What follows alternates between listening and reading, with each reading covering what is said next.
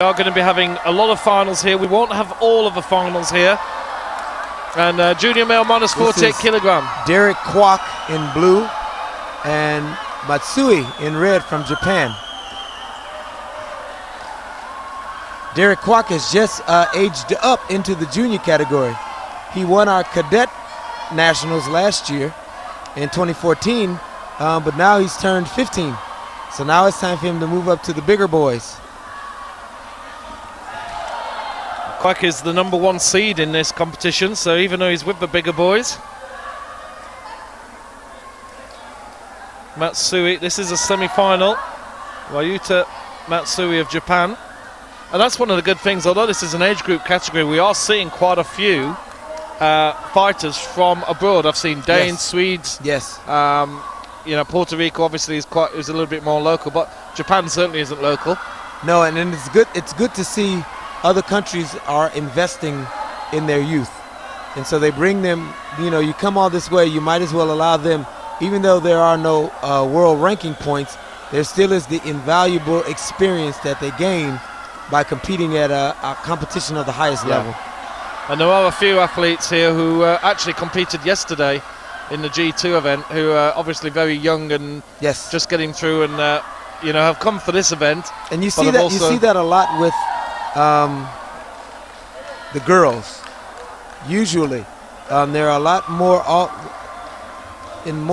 more cases of girls competing in both juniors and seniors than there are males. Now there will be some, but by and large, it's usually the ladies who, because of their body type and body structure, they can make that transition from juniors to seniors. Yeah, we're going to have a card here. So I think Derek did. There's a kick that is prevalent in Taekwondo now, which I really don't like, because I don't think it is a clean Taekwondo kick, where the opponents are together in a clinch, and then one opponent will bring the bottom of his foot up against the side of his opponent. Yeah. And I call it the monkey kick, because it really looks non-Taekwondo-ish. Yeah. But, you know, people are opportunists, and they're always looking for a way to score a point. Yeah. So I think the Japanese coach is playing his card, saying that if Kwok got a point, he got a point while holding, so that he committed an infraction, which led to him being able to score a point. And we're getting a nice view of a Hogu. Yeah. It is a beautiful, beautiful Hogu. Unfortunately, he's standing right in the perfect spot. And we don't have a manned camera down there, so we're not able to see what's happening.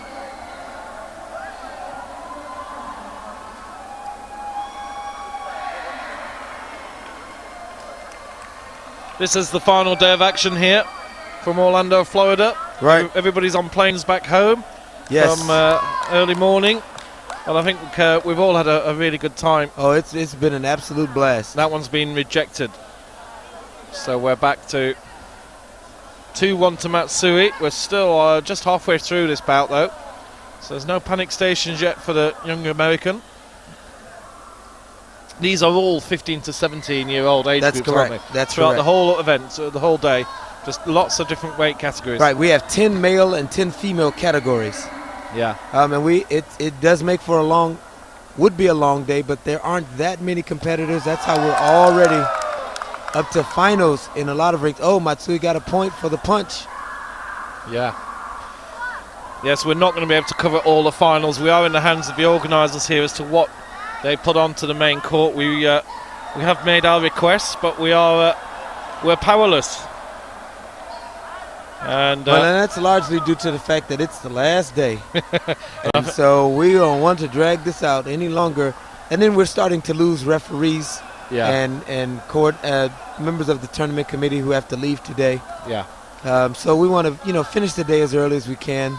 Absolutely. There's a lot of packing up to be done. And, exactly, because all of this equipment has to be broken down. This room was absolutely empty. Yeah. So the flags have to come down. Flooring has to come down. Kwok is trying to chase him into a corner. And that'll do for the second. Let him out.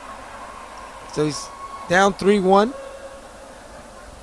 So what's your experience been like today? I've seen you walking out there with you obviously drew your straws, and some lucky guys and girls managed to get the benefit of Coach Nelson. Well, I don't know if it was a benefit. I did get to coach some of our junior national teams.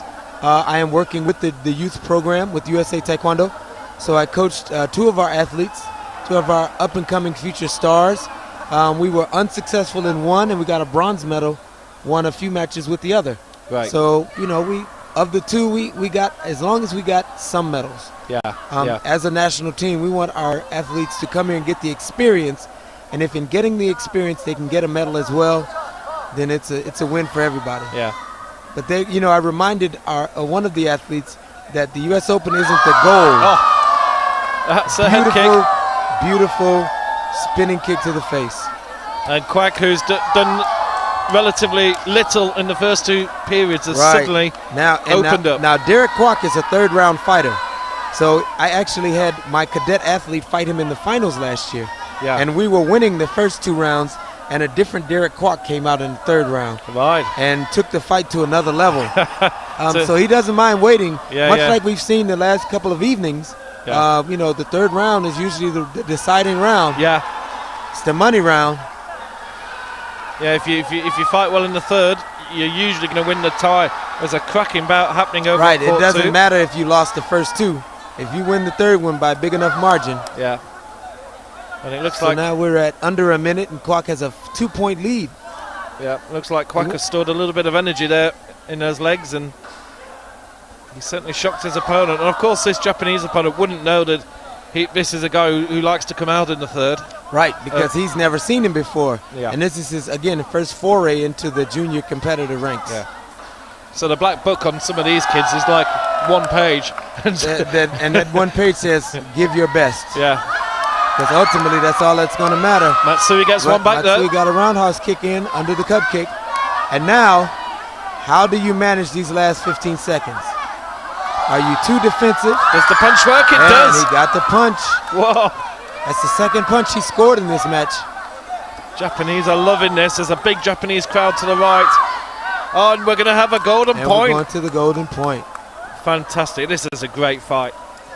I love the tenacity and the indomitable spirit that these young athletes possess. Down 1, down 2, down 3, they just continue to fight. Yeah. And again, it's a great life lesson. I spoke with Martin Stamper yesterday, who about this punch system and the fact that, and he agreed totally that people are scoring for punches now that never scored beforehand. Yes. And, it was almost rare that you would see a punch. Now it was very rare. You're almost seeing 1 in every bout now, just about. I think that's a fair average, isn't it? Now, in the match that the young athlete that I've coached, Isaac First on the U.S. national team, lost, his opponent scored 4 punches. Wow. And that is almost unheard of. That's incredible. Well, that's it. It's actually rare now. You don't see a bout with a scoring punch in it, whereas before it was actually rare if you saw a scoring punch. It really has flipped over on its head. So here we go. Yeah, golden point. First to score wins. Quack does it. And Quack got him. Quack got him. Great shot. And that's the danger when you're a puncher.